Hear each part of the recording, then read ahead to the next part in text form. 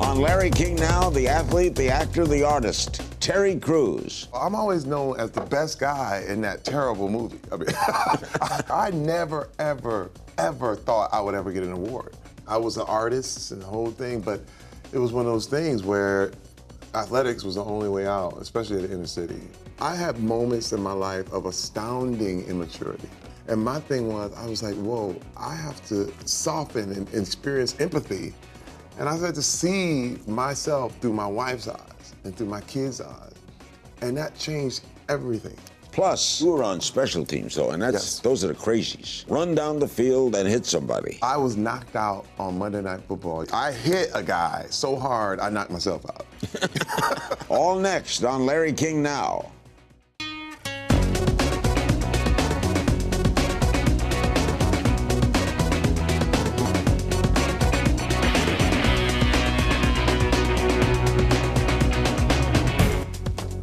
Welcome to Larry King Now. Our special guest is Terry Crews, a professional athlete turned consummate actor.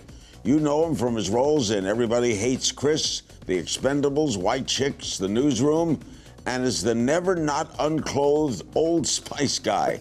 Terry currently plays Sergeant Terry Jeffords on the Golden Globe-winning comedy Brooklyn Nine-Nine, in which he generally wears a shirt.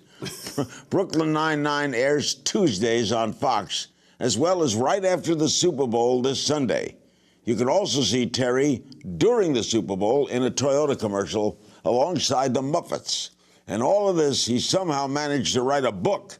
It's titled aptly Manhood. We'll talk about all that later. How'd you go from the NFL? You were in the NFL 7 years, 6 different teams, special teams, right? Yes. Out of Western Michigan. What took you to acting? Well, you know, I was an art major. I actually had an art scholarship before I had a football scholarship. So I was into painting, drawing, the whole thing. But coming out of Flint, Michigan, no one was going to pay me to paint. Flint, Michigan. Flint, Michigan. Poorest city in America. I had to find a way out. I'll bet. I was an artist and the whole thing, but it was one of those things where athletics was the only way out, especially at the inner city. I mean, you either had to play basketball, football, track. That was my way out. And so I got into the arts, but I walked on to Western Michigan University, the whole thing, but I always knew I wanted to be in the movie business, but behind the scenes. I thought I would be a special effects artist. I thought I would be in animation, the whole thing. And a friend of mine, once I moved out to LA, a friend of mine invited me to an audition. The first thing I ever auditioned for, I got. Which was? It was a TV show called Battle Dome, which was like American Gladiators on steroids. I mean, it was, first of all, they put me in a cage. Okay, they set the ends on fire, so you couldn't get out. Then they put contestants in, and the whole point was to throw me out of the cage. I played this warrior named T-Money and the whole thing, and the show came on at 11 o'clock at night. It was syndicated, and it was Battle Dome. Have you been working ever since? Ever since. Never stopped. That's rare in that business. Yeah. As you know. Now, the show, Brooklyn Nine-Nine, is kind of weird. Everybody was shocked when the Golden Globes had won. Why were they shocked? It's a funny show. Well, they had only showed 10 episodes. And believe me, I was shocked. I mean, anybody else was like, yeah, we knew, you knew it. Me, I was like, oh my God, what in the world? I mean, first of all, I'm always known as the best guy in that terrible movie. I mean, I've always been that dude. They're like, man, that movie sucked. But you were awesome, you know. So I've heard that my whole career. I never, ever thought I would ever get an award for anything. Because it's just, you know, I'm an ex-football player. So when you were at the Golden Globes that night, and they opened up the envelope, what went through your mind? You know, first of all, remember Andy won first for Best Actor. And when I was like, whoa, and I was chilling. I started eating dessert. I was like, man, we are gonna be good. We got the pub we wanted. Everything's gonna be great. So when we lose, it's gonna be all good. And we got it. Now I'm like, I can hardly breathe. I'm like, yo, we did. Then I think I'm gonna get to be on stage. Now there's Leonardo DiCaprio, there's Bono, there's Meryl Streep. Had you ever been to the Golden Globes? Never. Now listen, I was nominated. Our show was nominated for Everybody Hates Chris, the first season, Golden Globe, but they wouldn't let us sit in the room. Because? Only Chris Rock and the creator were allowed at a table. And I remember looking through the window at the Beverly Hilton, like, wow, did we win? Did we, you know? And so I was happy to be in the room. What's it like to work with Sandberg? He's right out of, he's an improv kind of guy. Right? Yeah, but you know what? This is the thing. I've worked with a lot of comedians, and Andy Samberg is one of the hardest working guys in the biz. See, it's like athletics, and this is one reason I love him so much. You know, when you really practice, you make it look easy. You know what I mean? You make a behind the look pass look like, you make it look like you're improving. Andy works nonstop on his delivery, on his lines, on what he's doing. And I said, I can get behind a guy like that. Because I'm 45. I don't have no time to play around. You know what I mean? I'm like, if I want to do a show, I want to do something with some people who are going to work. What's it like, though, to be you're on Newsroom at the same time, right? Right. Well, I'm actually, Newsroom, I did the first season of Newsroom.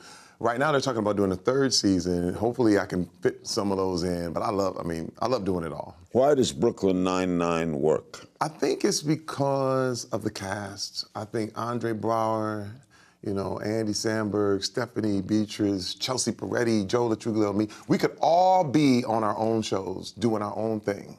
But we all chose to unify. We're like the Avengers, you know what I mean? It's like, I'm the Hulk. When you got the script for Brooklyn Nine-Nine, did you think it would do well? Did you like it right away? Yeah, you know what? And another thing, the creators. Dan Gore, Mike Shore, they created my favorite sitcom, Parks and Recreation. And I said, we're in good hands. And these guys, they cut their teeth on The Office and Conan. Is it true you said that Jeff Daniels made you better? Yeah. How so? Watching him say all of Aaron's lines. Aaron is a playwright. Okay, so we're not allowed to change any of the lines. You're not allowed to do anything different. And to watch all that dialogue and how he studied, I copied him. I did. He had these little cards and all things, so I went and got myself some cards. And I watched the way he would go over his lines, and I did it just like he did. And, I'm used to being able to go off the head, maybe interpolate, but you can't do that on Newsroom. Are you as comfortable with comedy as drama? Definitely. I think comedy's harder. Everybody knows drama, okay? When your dog is dead, that's a drama, but nobody can agree on what's funny. Nobody. It's a Think it's funny, it's funny. Yeah, if you can make a whole room full of people laugh, that's a very, very hard thing to do. Also, playing in a room, if you're not doing stand-up, you don't think it's funny. You're there as a serious person in a comedy, right? Right. You play everything as if this is the most serious thing in the world, and then they laugh. But that's another reason why I look at Jamie Foxx, Robin Williams, Will Smith. Those guys are comedic geniuses, but then they can do drama. Which came first for Terry, the artist or the athlete? We'll get to the bottom of that age-old question after the break. We're back with Terry Crews. Brooklyn Nine-Nine airs Tuesdays on Fox. He's also going to be everywhere because he's going to be in a Toyota commercial with the Muppets. We're going to ask you about that in a while. You had a scholarship first for art and then for athlete. That's right. You were first an artist then. That's it. Still am. I sketch that's what you wanted to be as a kid? Always. Again, I've always had an inkling for the arts. It was one of those things where I got rewarded for every picture that I got. The girls liked me. I would paint pictures of the girls, and what kind of art did you do, or do you do? You still paint? I do a lot of sketching right now. I kind of put all my energy into acting at the moment, but I think I'm going to take a year off and just paint. I mean, in the future, I say within the next 10 years. George Bush is now painting. Sinatra loved to paint. Why do you like painting? It's one of the most peaceful things in the world. There's nobody judging you. It's all good. You're by yourself. And you can just be as creative as possible. It's immensely satisfying. I don't know what else to say. I get in there, it really time stops. It's like you turn around and 8 hours has gone by and it feels like, a half an hour. Were you a football star in high school? No, my school was basically an academic, and it was weird because that's why I had to walk on. I was trying to get light, in any kind of way possible, but my school wasn't a big football school. Western Michigan, though. Yeah, it wasn't, it wasn't that kind of thing. And I wrote literally 300 letters to all different colleges just trying to get seen, and none of them took me. I ended up walking on. What was your first NFL team? The Los Angeles Rams back in 1991 when they were in LA. The Rose Bowl. Yeah, they were over at Anaheim. Coliseum. In Anaheim. Anaheim. That's we played right. at the Anaheim Stadium. You have said on Arsenio last year, you said the NFL is jail with money. Yeah. Meaning? Well, it's just that there's a lot of personalities that, you have to play with pain. I mean, football, everyone's talking about Richard Sherman, this thing, him going off and the whole thing. But what people don't realize is that every play, you could lose your life. You could lose your limb. Or your You brain. could lose your job. Listen, if Crabtree had caught that pass, okay, he could have been fired. People don't understand. So when you're talking about, you're on a fight or flight mode all the time. So you get an interview right after something like that happens. There's pump, there's this fire, there's this energy. But the same thing is, the same guys in the NFL are also the same guys they're alpha. They decide, if we're going to rob somebody, we're going to rob everybody. That's what I mean. It's like, you were on special teams, though, and those are the crazies. Run down the field and hit somebody. I was knocked out on Monday Night Football. You can Google it. If you put Terry Crews knocked out on Monday Night Football, it'll come right up. Who knocked you down? I hit a guy so hard, I knocked myself out.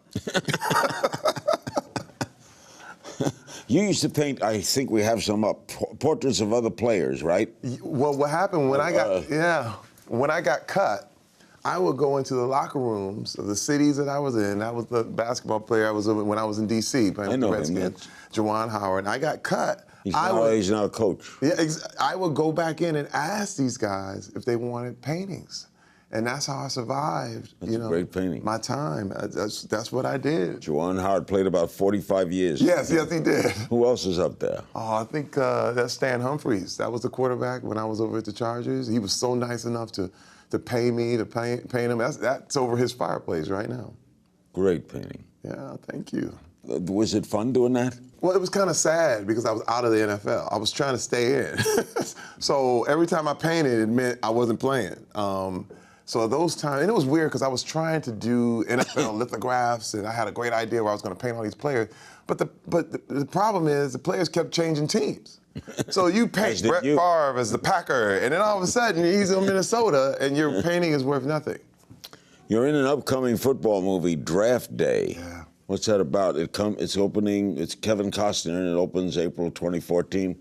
It's about the draft, the pro football draft. Yes, and first of all, it's the first movie that the NFL has ever given license to. The actual teams, actual names, and it's basically our version of Moneyball. I mean, it's what goes on behind the scenes in the front office. It's fiction, but it's true. But yeah, fiction, but based on real things that go down. It's one of the best movies I've ever been involved with. Who do you play?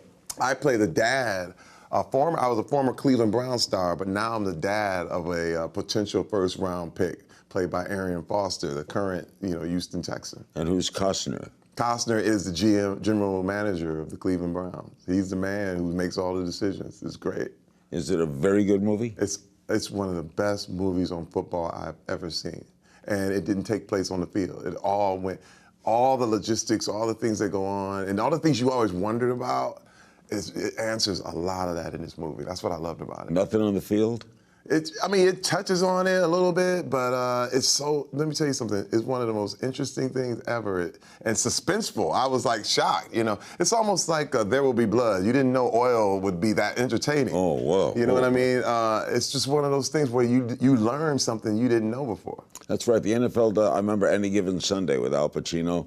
The teams were all different names. Yeah, and it kind of messed with and another thing that I think Oliver Stone tried to tackle way too much. Yeah, he in took one on movie. a lot. He tried to get behind the scenes and on the field. I mean, and it tended to confuse each other. Whereas I was in the quintessential football movie, The Longest Yard, which was the best movie of all time. Did acting come easy to you? I've always been a ham, Larry. It's one of those things. Easier than football. It is. I love entertainment. Up next, Terry will talk about getting in touch with his feminine side, which is hard to believe. We'll talk about that, and we'll talk about the Super Bowl. Don't go away.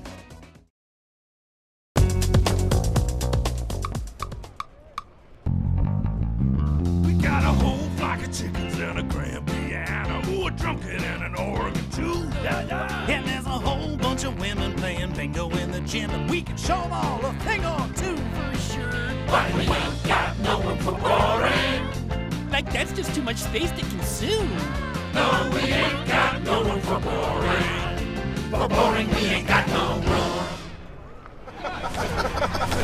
Did they fool with that? Was that a gimmick or? No, that's real. That's what I do. It's peg popping. And it's very, yes, you can. It's very, very simple. What I want you to do is just put your hands together and push them together. Push them. I got nothing. It's already moving. See, when you push your hands together, they cause a pop. My wife can do this. It's kind of fun to watch. What's the gist of the commercial, though? Well, this is the teaser. It's the teaser for the actual commercial that's going to play on the Super Bowl. So it's just now you have commercials for your commercials. You know. Who do you like in the bowl? I want Denver. I see Denver. I mean, I think Peyton is just incredible. But the fact that it's the best defense is going to make it a good game. You were the Old Spice guy too, right? Yeah. Boy, you're everywhere. Still am. Do you ever lose a role because of your physique? You know, I always looked at it like, you know, a role that I didn't get was never for me. All right, tell me about the book Manhood. Well, it's basically a memoir that, I mean, I have... Is it out now? No, it comes out May 20th. I have moments in my life of astounding immaturity. I've been married 25 years, 5 kids, and I don't know why or how I'm still here with some of the stupid things that I did. Like, I remember once I left the NFL, not wanting to get a job and being prideful and walking around, and as my family went broke, and we all went broke, and I was still sitting there in my pride as if I'm an ex-NFL football player, and they should hand me something. And I had a sense of entitlement that was taking us into the poorhouse. And what took you to manhood? Well, it was, I have to say, my wife, in a lot of ways, we kind of came to terms where she was like, listen, if you don't grow up, I gotta leave. And I was like, it was that rock bottom. It was that bottom that you hit that you're like, I gotta change. Wait a minute. You say that it didn't happen for you until you got in touch with your feminine side. Yeah. Explain that. Well, you know, Larry, as most guys are, you know, the NFL, the whole thing, you're the manly man, you're tough, boys don't cry, we're hardcore. But the problem is the Marlboro man always ends up alone. And his wife can't talk to him, kids can't talk to him, and he's somewhere in a woodshed bawling his eyes out because nobody else visits him. And my thing was, I was like, whoa, I have to soften and experience empathy. And I started to see myself through my wife's eyes and through my kids' eyes. And that changed everything. You're a feminist. Everything. I am a total feminist. Me too. Did an event occur that you had to make a change, which is the wife's threat? Yeah, that was one of the big ones. It's funny because there's several events that happen. It's almost like when you fall off a cliff and you think you're at bottom, but you actually hit a ledge and you keep falling. I hear there's an event happening with Isaiah. Yeah. We have our little man time. My son, he was 7 years old at the time, and I took him, we were gonna go to the movies, and we saw Iron Man 3. And in the first 5 minutes, he was shaking and shivering, and I was like, you know, what's up, man? And he just couldn't watch. It was so explosive and all this stuff. And I was like, you know, you wanna go outside? You wanna leave? So we left, and we go in the lobby, and I said, hey, man, are you scared? And he's like, no, I'm not scared. I'm not scared. And I was like, no, it's okay. I said, Daddy gets scared sometimes. I said, are you scared? He said, yeah. And he said it defeated. And I said, this dude is 7 years old, and he's trying to watch a movie for me. He wasn't, you know, and I said, hey, man, you want to go swimming? And he was like, yeah. Oh, and I said, let's go home. Let's go swimming. I said, we don't have to watch this anymore. And it broke me down because I realized that most of the time, and 10 years earlier, I would have been like, man, we're gonna watch this movie, you're gonna man up, you know what I mean? This is what it's about, you gotta be tough. And I would have handled that totally different. And it made me see, now I understood. And I said, this is the way I need to be forever. Do you think that there's more effort on masculinity in the black man? Yes, I think culturally. It comes from slavery, probably. I think there is, and I have to say, African Americans, there is a culture of verbal abuse, where it's like, you know, they think nothing of just, you know, you're too sensitive. That's a verbally abusive statement. You know, how can you tell me I'm too sensitive? Because I can only tell you how I'm feeling.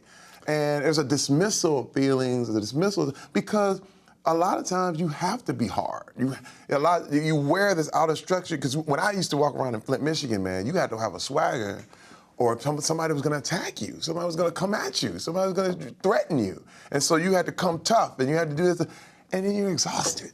You know what I mean? But the problem is when you don't need that tough anymore, you can't get rid of it. That's the only way you know. That's the only way you know how to live. Boy, I can't wait to read Manhood. Oh, thank you. Did you get help through this process? Oh, I did. I went to various counseling and, various doctors who really just opened my eyes. There was moments where I was like, "Are you kidding?" One time it was funny because I asked the doctor. She said, "I said, as an actor, I got to do my job." She was like, "Well, you can tell him no." I said, "No, I can't tell him no. I'm an actor. That's what I do." She was like, "No, you can do something else." I was like, "No, I can't." And the fact is, I never thought, wow, telling a director no or telling someone no. I mean, this is from football. You don't tell the coach no. But she was like, "Yes, you can." Hardest word in the English language. Oh, it's the hardest word ever. We're talking with a Renaissance man, Terry Crews. He'll take your questions in our final segment, and we'll play a little game called If You Only Knew. That's next. We'll have some social media questions for Terry Crews, who picks the Broncos, by the way, on Sunday. You were in Cloudy with a Chance of Meatballs 2 that came out on Blu-ray this week. That's right. Was it true you wanted to be an animator? Always. You wanted to work for Disney? Actually, I had my portfolio in at Disney twice and was waiting for them to call me, and then the acting career happened. And you also have a rule when you're out with the family, no autographs. Exactly. Why? Because there was a time when early in my career where I was getting the light and I was loving it, and we would go out and people would come up and I would take a picture with everybody. And then 2 hours later, my kids and wife were just sitting there, and I did not spend a minute with them. And I was like, "What's wrong, guys? You okay?" And they were like, "Yeah, we're all right." And I realized I need to be present with them no matter what. So, yeah, boy, you're right. It's wild. Well, we have some social media questions for you. At New World Cowboy tweets, how do you feel about Disney owning Star Wars, and do you want a role in the new film? Oh, I would love one. I think Disney is great. Anything that will make it bigger and better. But again, this is the thing too. I am always learned to be happy with what I do get. My life will not end if I don't get a role in Star Wars. It's one of those things. I'm happy to be on Brooklyn Nine-Nine. I've already been a role in Star Wars. I would love to be. I would love to be in Star Wars, but I'm also happy where I am right now. I get it. At Sean Perrine via Twitter wants to know how you got to know Jerome Mayberry and if we should expect to see more of Jerome in 2014. Okay, Jerome Mayberry was a character that I created who was the world's worst trainer. You ever have a trainer who's not interested in you getting better? He just wants to show you that you could never do what he does. No, I've heard of that. I know. In the NFL all the way through, I knew a lot of guys who were just about showing you that you could never do what they do. And I created Jerome, and hopefully it'll be a movie. We're writing a movie about him. Cameroon tweets, what's the one opportunity or role that broke you into the film television industry? Was there a thing that made it for you? A movie called The Sixth Day with Arnold Schwarzenegger, which was my first movie audition. I thought Arnold was going to kill me in a week. It was going to be a week. It turned out to be a huge role. I spent 3 months in Vancouver. The Sixth Day, what was it about? It was called The Sixth Day, and Arnold was cloned and the whole thing, and Robert Duvall was in the movie also, and we shot it in Vancouver. Now, it wasn't one of Arnold's best movies, but it was my beginning. Who did you play? I played a thug who was named Vincent, who was one of the bad guys of the group, and that was my break-in. We play a little game called If You Only Knew. I just throw out questions. Okay. You remember the first girl you kissed? Yes, I do. What was her name? Her name is Gina. Ah, Gina. How old were you? 17. Yeah, I was a late bloomer, bro. You're kidding. Dude, I had no girlfriends. Was this in high school? Yeah, it was in high school. It was after high school. I just graduated. And how did you happen to kiss Gina? Yeah, it just started happening, man. We were listening to Janet Jackson in the car, and it just flowed. I was like, oh my God. Hey, this is pretty good. It was good. 3 things every man should master. Wow, you should master. Let's see. Wow, that's a hard one. Okay, yourself, your humility, and your cleaning habits. Favorite painter? Wow, Picasso. Favorite football player? Barry Sanders. Me too. Yeah. Dave, there's never been anyone like him. What scares you? No, not thinking I know something and not knowing it at all. Time travel or space travel? Time. If you could change one thing about yourself, what would it be? I would probably, wow. You like yourself. I don't know. I know, look. No, you do. I would change my narcissism. Good line. 3 adjectives to describe you. Wow. Big, strong, funny. What keeps you up at night? What do you worry about? Money. You don't have money? You just, no, it's just you never, it's one of those things where once you've been broke, you just don't want to ever go there again. It hurts. It just hurts. Like being poor, growing up. Yeah. I remember being cold and broke. Ain't nothing like being cold and broke. Oh. Who's the bigger badass, Sly Stallone or Steve Carell? I gotta go with Sly. Sly is super badass. That's my man. You're on a desert island. What 3 things do you want with you? My iPod, my wife, and my kids. Best piece of advice you ever received? It's impossible to control someone and love someone at the same time. And is there something about you we don't know? Yeah, I play the flute. I'm a flautist. A flautist? Yes. Oh my gosh. Thank you so much. Oh, you Terry. got That it. was great. Oh, man. Hey, thanks to my guest, Terry Crews. Catch him after the Super Bowl this Sunday in Brooklyn Nine-Nine. Regularly airs on Tuesdays, starting February 4th. His book, Manhood, will be released in May, and you can find me on Twitter at King's Things. I'll see you next time.